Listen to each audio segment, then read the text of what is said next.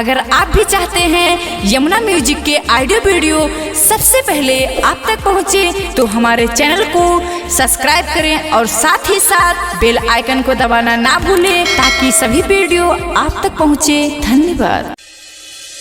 छौपतली कमर तोहर का मशीन उमर, दोनों जवाना हिलै छोकिया नीचे ऊपर, दोनों जवाना हिलै छोकिया नीचे ऊपर।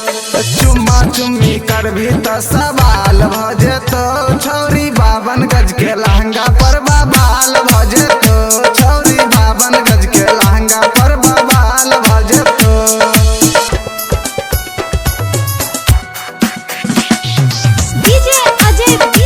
माँ वैष्णो रिकॉर्डिंग स्टूडियो दिल्ली।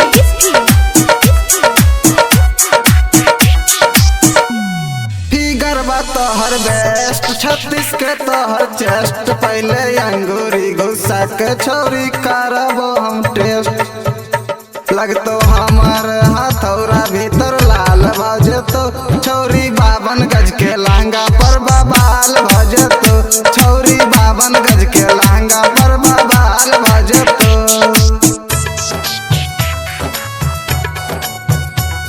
माँ वैष्णो रिकॉर्डिंग स्टूडियो दिल्ली।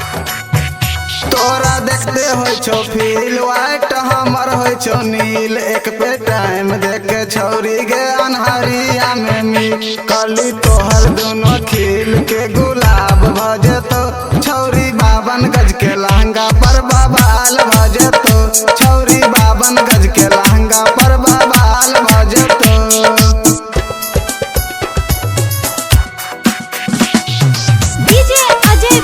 माँ वैष्णो रिकॉर्डिंग स्टूडियो दिल्ली।